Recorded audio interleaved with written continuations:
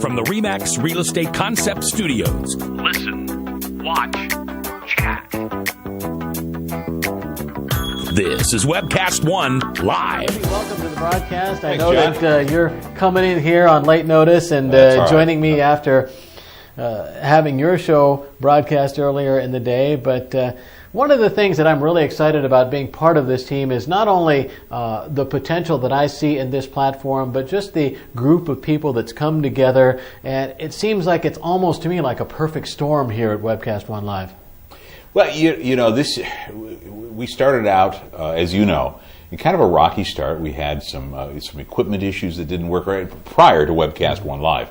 And we took a hiatus for a couple of months and rebranded ourselves as Webcast One Live, redid some studios, upgraded our equipment, hired full-time professional producers here. And so the whole tenor of this platform today at Webcast One Live is drastically different than what it was 2 years ago when we were broadcasting from a closet in Miss Kitty's in Clive, Iowa. You know, so yeah, and I think that you'll find, you know, our business model before Webcast One Live was this: if you could talk, you had a show. and I think we had something like 67 hosts on the old platform. And what we decided to do was make this a much more professional platform this time around. Bring people in that had some experience. Bring people in that had a following. Bring people in that had really something to say. And so we've rounded out, I think, our shows to meet that demand. You've got you've got Mac McCoy starting at 9 o'clock, and he's, you know, politics and worldview and his wacko right-wing fringe elements that he brings in. Mm-hmm. And then of course we have Liz Need, who comes in and she does a lifestyle show. My show follows at noon, and we talk about business, advertising, marketing, consumer trends, those kinds of things. And then we have a variation of shows, all attempting to complement the shows prior. Jeff Bratz is on, and we're going to have Silicon Prairie News is coming in. And so at the 1:30 hour. And so there's a number of shows that follow that. And then every evening we have that left-wing wacko, Bruce Stone, who comes in to do his show on a political bent. So as we build and as we bring more people, talented people with something to say and something to share here to Webcast One Live, I think that you're going to see our entire footprint expand. You know, I'm really excited because this platform to me is a blend of what's best about so many different aspects of media.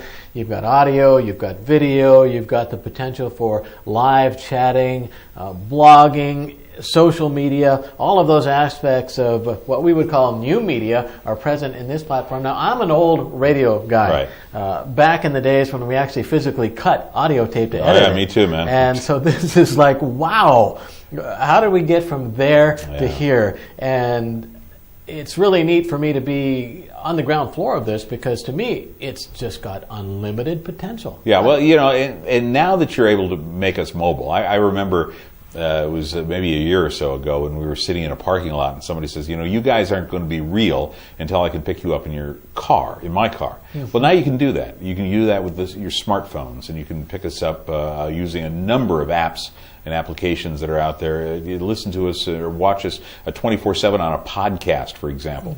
See the old broadcast. So really, what this is an amalgamation, and you're absolutely right, John. It's an amalgamation of old-time radio, but with a real key interest to the video component. Mm-hmm, mm-hmm. And to me, what you do with the video is equally as important as anything else, if not more, because what you don't want to get into is a situation where it's just a radio show and there happens to be a webcam in the studio. Yeah, and I think that was when we started this whole thing several years ago. There was me and Mac and a couple of others, and we were radio guys. We were radio. And I had TV broadcasting experience, but for the most part, we were radio guys. And so we treated it almost like exactly what you say. It was a radio station that happened to have a camera in front of it. We were wearing headphones and the whole 9 yards. And you know, aesthetically, it wasn't right. It wasn't right for how we do this, and so I'm really grateful to Rob Spearman, who came along at the right time. He was a sponsor at the old platform.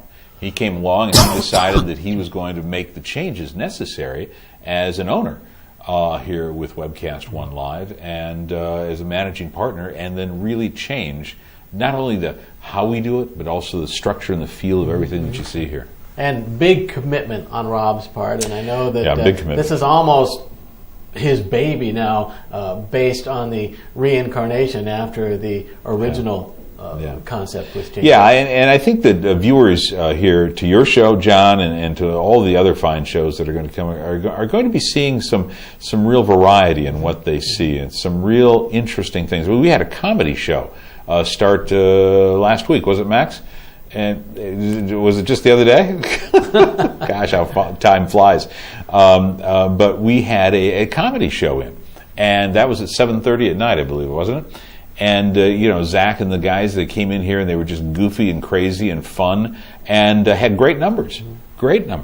And so I think as we get to know each other and we work side by side as co-hosts here on the platform, we're going to be able to help promote each other and the diversity that we bring to the entire platform. Yeah, no doubt. Now, let me get back to something that you mentioned just a minute ago. And somebody had told you that they weren't going to watch it until it's real. Yeah, right. And to me, that's always been one of the major hurdles that this new media concept has to deal with. Yeah. Whether it was just webcast radio or streaming. FM radio. Yeah. I was around, I was in broadcasting. Well, it was a little bit before my broadcasting days, but I remember very well FM radio beginning. All we had when I was a kid, I'm 60 years old, all we had when I was a kid was AM radio. Mm-hmm. And if you happened to like long hair music, which was a whole totally different thing than the Beatles, if you happened to like long hair music, you would listen to FM radio. And nobody had it, nobody heard about it, it was just there wasting away. And now, today, in today's world, you ask somebody about FM radio, and so, well, of course, there's always been FM radio. Yeah. Well, it's like there's not always been satellite radio, and satellite radio is a mainstay. This really is the next form of media, and because it incorporates so many interesting components, and you mentioned it, John, social media with Twitter, with Facebook, with the blogging opportunities to go ahead and put it in print, with the visual television production qualities, and also the audio qualities on podcasts.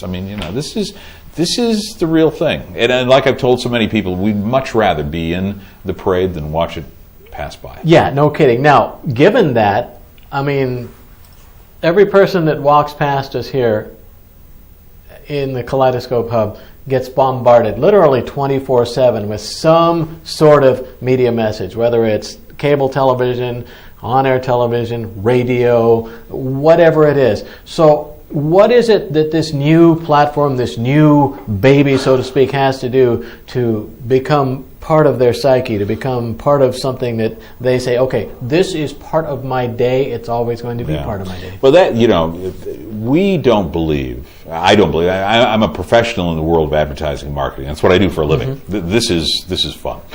Mm-hmm. But we believe in the advertising world that traditional media is not going to go away. It's going to change. Webcast One has not employed any traditional media. I think I take that back. Last year during the Cubs baseball season, we went out and I think we spent about $100. It was $10 a throw for every home game, and then we would have our 60-second promo up on the big screen. Right. That is as much money as we've spent in traditional media pushing this particular platform in this network. Now, the interesting thing about that is last month we had over 61,000 viewers. And this has all been pushed through the world of social media. And so I think that we will employ, in the coming months, we will employ some traditional marketing. I know that there's soon to be an article in the Des Moines Business Record about this adventure. And I think that once we start to be being made fun of by traditional media out there, by local television stations, local radio stations, we'll have hit the big time because we'll start to affect them. And they'll help us. Well, what is the Gandhi quote? When it gets to that making fun of or the ridicule part, You know you're there. Yep, you've won the battle. Once what is it? First they ignore you. Yeah, then they make fun of you. Then they make fun of you. and then they fight you, and then you win. Yeah, exactly. Yeah, that's kind of the way it goes. If you can get to that point where they start to ridicule you, then you know the next step is going to be they're going to do whatever it takes to fight you, and then eventually people are going to say, hey, this is where it's at. Now, given that, I know there's a lot of speculation about what might happen in the long run with the internet and how it's policed and how it's regulated. Do you see that coming into play at all? No, I don't. I think I don't. You know, there's a lot of folks that like to float all kinds of conspiracies out there, all kinds of reactionary issues. I don't think so. I think we. On the heels of WikiLeaks, for example, you know, there was all this conversation about having to control the media, having to control the internet, and I don't think that's possible, quite frankly, because we've got the opportunity to change and function this at any time. You know, it's an interesting parallel. Back in the day, okay, and you know this, John. I don't know how old you are, but well, you must. Actually, let me just tell you, I'm only 4 years younger than you. Okay, there you go. Well, you look much younger, so it must be a hell of a lot better lifestyle. But you know, I remember the days when I was growing up, and there were pirate radio stations out there.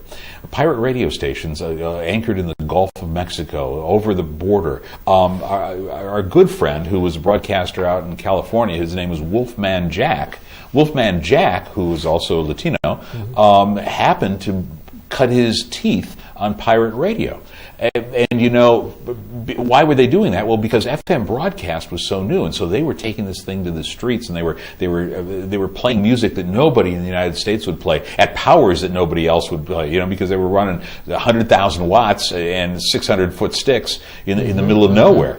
You know, and so I think, and then it became mainstream. I think that's also with the internet. You know, people are trying to figure out a way to monetize this. They're trying to find a way to tax it. It might happen somewhere down the way. I think the net neutrality thing is probably a good idea.